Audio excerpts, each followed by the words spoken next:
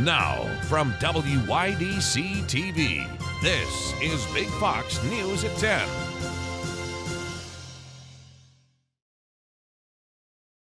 Good evening, I'm Anna Manuel.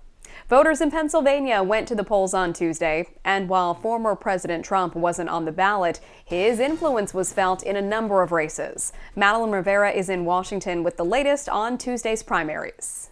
A nail-biter in Pennsylvania with no clear winner Wednesday morning in the closely watched Republican primary for U.S. Senate. Hedge fund CEO David McCormick running neck and neck with Trump-backed celebrity TV doctor Mehmet Oz, and Kathy Barnett, who enjoyed a late surge in the polls, appearing to land in third place. When all the votes are tallied, I am confident we will win. We are making a ferocious charge. We can see the path ahead. We can see victory ahead, and it's all because of you. The winner will face off with Lieutenant Governor John Fetterman, who won decisively over Congressman Conor Lamb. Fetterman clinching the Democratic nomination despite suffering from a stroke on Friday. I mean, we're going to run the same race we ran in the primary. When it's the general, it's still getting out, meeting folks everywhere across the state, making it to every county. In North Carolina, Republican Congressman Madison Cawthorn is officially a one-termer. Cawthorn lost his primary race to State Senator Chuck Edwards after a recent string of controversies, including bringing a loaded gun to the airport and photos and videos showing him in sexually suggestive poses. Cawthorn lost despite former President Trump's pleas for voters to give him a second chance. Still, some say Trump's hold on the Republican Party is solid. The ultimate victor last night across the country was Donald Trump. So far, 65 out of 69 Trump-backed candidates have won in states that have held elections, a sign of the former president's influence over the GOP as he eyes a possible 2024 presidential bid. In Washington, Madeline Rivera, Fox News. As the school year wraps up, Southern Tier school districts see a sweeping approval for their 2022 budgets. Districts in Allegheny, Chemung, Schuyler, and Steuben counties had 99% of school proposed budgets approved for the upcoming school year. These funds will be directed toward infrastructure, transportation, and other costs coming out of the district. The community of Campbell felt the effects of this week's severe thunderstorms as the local Fox Pizza and Cemetery getting hit hard with the effects of the storm's 60-mile-per-hour gusts. Not even feet from the local pizza staple, a massive tree was split down the middle by the storm. No visible damage was done to the business itself, but it certainly was a close call with another large tree uprooted on the other side of Fox Pizza. Trees and branches blanket headstones in Campbell Cemetery as the city continues the cleanup from such a severe storm. A New York man is suing Wendy's and McDonald's over their burger sizes. The class action lawsuit comes after a similar lawsuit was made against Burger King and was filed on behalf of the same person, Justin Chimienti. The lawsuit says Wendy's overstates sizes for several of its burgers, like their Big Bacon Cheddar Cheeseburger and many others, while McDonald's, according to the suit, exaggerates the sizes of its beef patties for almost all items on their menu. Plaintiffs are looking for monetary damages. We are learning more about the suspected gunman who allegedly carried out the deadliest mass shooting of the year so far. Alexis McAdams is in Buffalo. I pray out of this sadness that good's gonna come up because innocent people was killed. The community here in Buffalo grieving following the deadliest mass shooting in the city's history. That massacre left 10 people dead. Now there are new questions about whether it could have been avoided. The alleged shooter, 18-year-old Peyton Gendron, was on the radar of New York State Police for more than a year before this shooting. Just within the last year, police questioned the alleged gunman after he told a teacher he wanted to commit a murder-suicide. That teacher called police. He had a mental evaluation but was released. In a nearly 200-page document, he describes himself as a white supremacist who wants to kill people of color because he thought they were, quote, replacing white people. Replacement theory is a new name for an old set of fears that have been with us throughout the 20th century. Just about a half hour before this mass shooting, Gendron invited a small group to join an online chat room to share his plans. None of those people alerted law enforcement. During a visit to Buffalo yesterday, President Biden called on Congress to do more to keep guns out of the hands of those with mental illness. Going further at a White House event later in the day, claiming he wants to, quote, expose racists and white supremacists who advocate violence. And I'll be darned, as long as I'm president of the United States, I'm going to fight like hell, and we're going to expose everybody. The gunman will be in court tomorrow. He's charged with first-degree murder, but we're expecting to hear about possible federal charges. Reporting in Buffalo, New York, I'm Alexis McAdams, Fox News. Comfort Dogs traveled to Buffalo to help community members grieving. The team, which is comprised of counselors and their dogs from various states, went to the grocery store where the shooting happened, letting their furry companions work their magic and make the day better for workers and shoppers. There's something about dogs that makes your soul goes down and say, oh, he's a pretty dog, oh, he's a nice doggy, you know. Yeah. Man's best friend. They protect you, and they just make you feel good. Like right now, I'm smiling. The team is expected to stay in Buffalo until at least Friday. Networks of pro-choice advocates across the country are increasing their efforts to help make abortions available to women who may not have access. But some fear their work may become more complicated if Roe is abolished. Rob Dawson reports. No going back! No going back! Abortion rights groups and women's health care networks across the country are preparing for what life will be like should the Supreme Court overturn Roe v. Wade in the coming months. We are a practical abortion fund, which means we fund the practical costs adjacent to abortion care, transportation, lodging, childcare. Allison Dreeth works at the Midwest Action Coalition, one of many grassroots organizations supplying women in states where abortions are already outlawed or severely restricted, with the means to travel to other states where they have access to the procedure. Don't murder your baby. Do not harden your heart. Come to Christ. But now, as more states enact anti-abortion legislation, pro-choice networks like Dreeth's are terrified their resources will be stretched even thinner, as a growing number of women are needing to travel farther and farther for help, overwhelming clinics. It's one thing if it was just abortions illegal in Alabama. If I can send people to Georgia, it's a pain and it's awful, but we can do it. If I can't send them to Georgia, then I have to go to North Carolina. Like, how far do I keep going? It's a crisis expected to amplify, as more than a dozen states are projected to completely ban abortions if Roe v. Wade is abolished. Most are located in the South and Midwest. But it's not just surgical abortions that will be impacted. Several states are now aiming to restrict access to abortion pills, which are used in more than half of all abortions nationwide. Rob Dawson, Fox News. Your complete forecast is next. Plus, psychologists say it's time we start better recognizing and destigmatizing mental health disorders. We have tips to help you manage. Stay with us. Here's your local stock market update from Big Fox.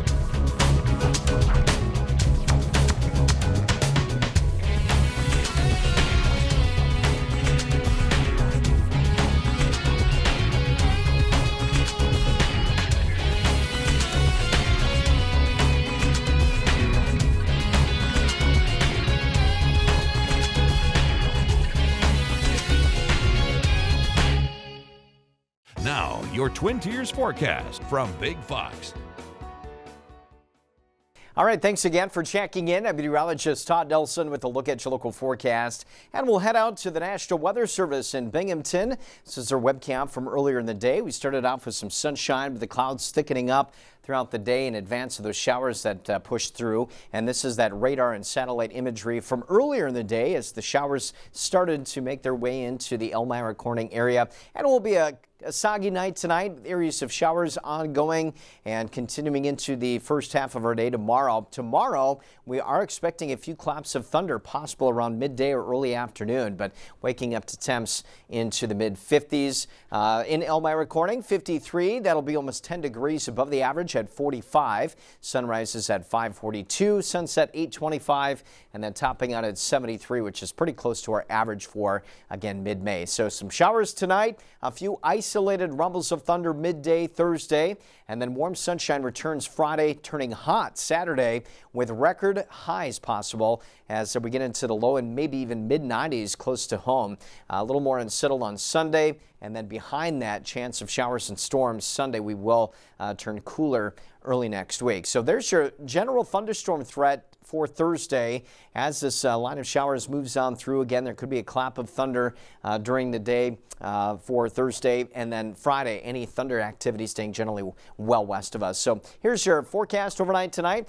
Green indicating the showers turning a little bit more unsettled again through midday with a few isolated claps of thunder. That will push off to the east. We start to dry out Thursday night, and then heading into a very mild end of the week Friday and Saturday. So most of our rain again wrapping up midday tomorrow. Could see a couple to a few tenths of an inch of rain if any thunderstorms do pop up, but 53 degrees in the morning, nearly 10 degrees above the average. And the extended forecast tomorrow showing the hour-to-hour forecast with showers, clap of thunder again midday, early afternoon, drying out. And as that sun pops out, temperatures then warm quickly into the mid-70s. We should top out into the mid-70s, a little bit above the average, which again is 72 around the region, from Wayland at 67 and 72 in Bath, Elmira, Corning, mid-70s. And to the south we go near Mansfield and Wellsboro into the low and mid-70s. Binghamton 73.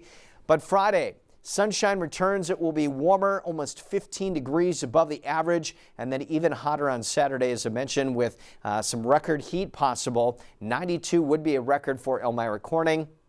Wayland at 88. Again, your average is 73, so that would be a good 20 degrees or so above the average. Some of those thunderstorms late Saturday into Sunday could be strong, possibly severe. We'll keep you up to date on that. But behind that front, we drop down into the 60s by Monday.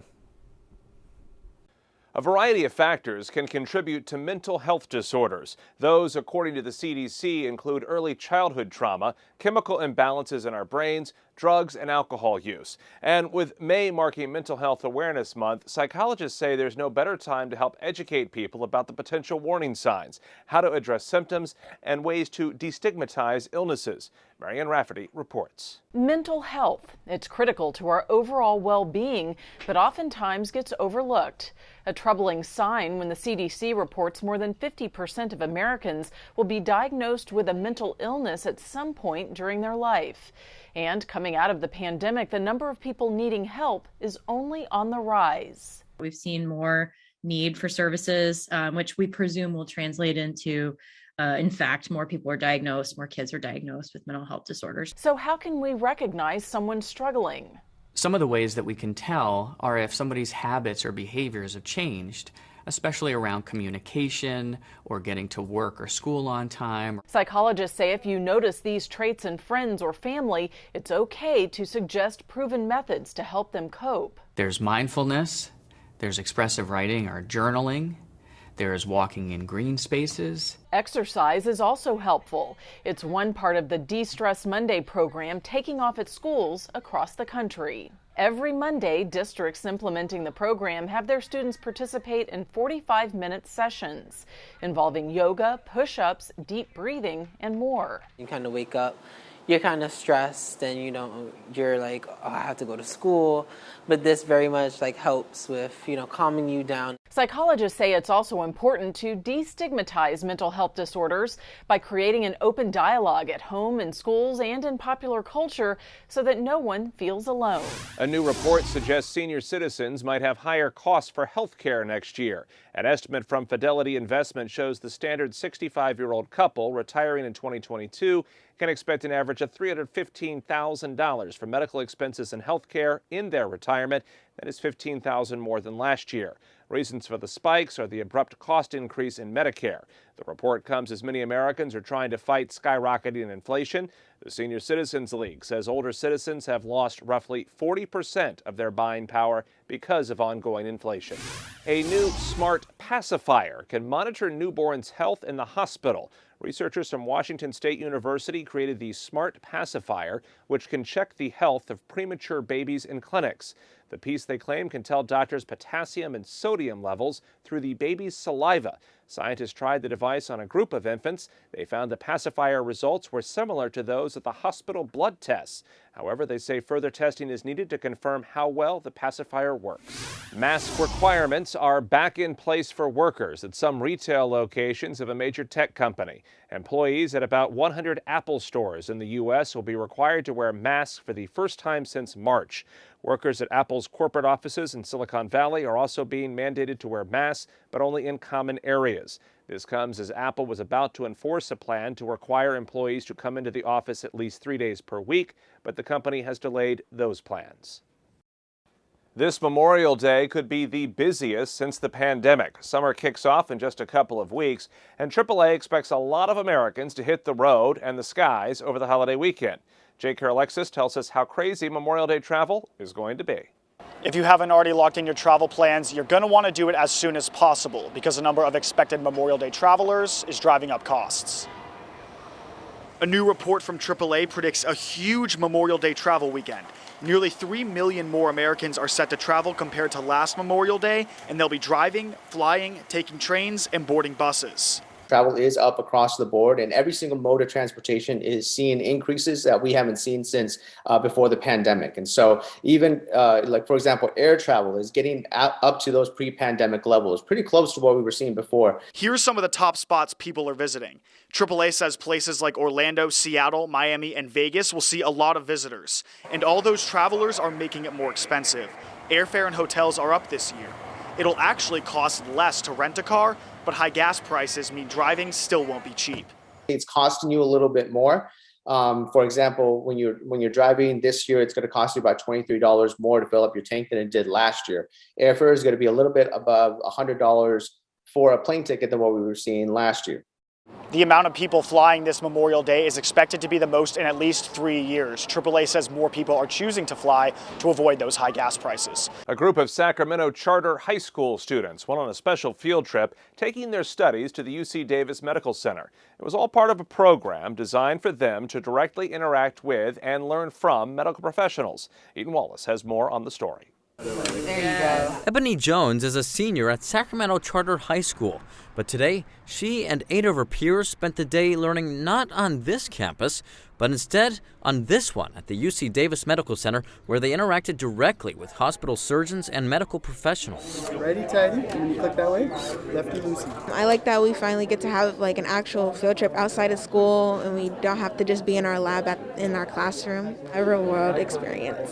These students are part of the Sac High Senior Research class, and among the things on the agenda today, learning how to operate on these replica fractured skulls. Organizers of this field trip say it all goes hand in hand with their vision to get out of the classroom and working directly with industry professionals. It makes a difference when you're working in science, really, to be in an environment where you're in a laboratory and you've got the equipment that they're using in surgery, and to give students the opportunity to really get some hands-on experience working with this. It's motivating and inspiring. Motivating and inspiring for these students, the vast majority of whom are students of color. Educators hope this unique program will inspire these young scholars to seek higher education and careers they may not have previously felt comfortable pursuing.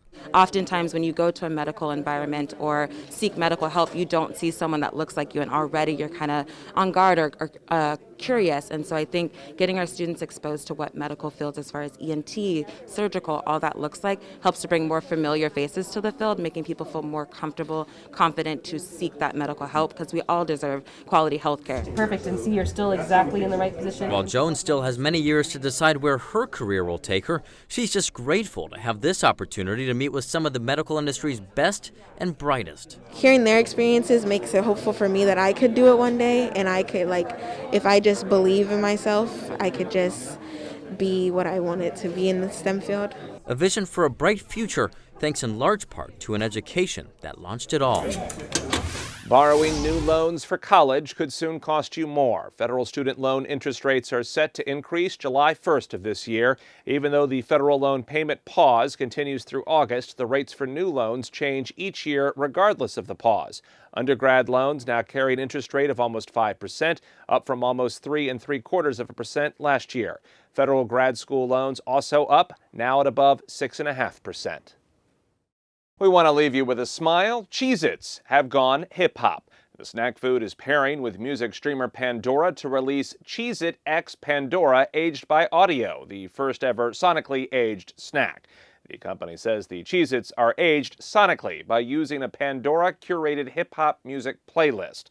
A Swiss study claims the tempo and sonic frequency of certain hip-hop songs can make the taste and smell of the snack stronger. Fans can get their own limited edition box of the crackers on CheezItHQ.com beginning May 26th. That does it for us. I'm Jamie Holmes. Thanks so much for watching.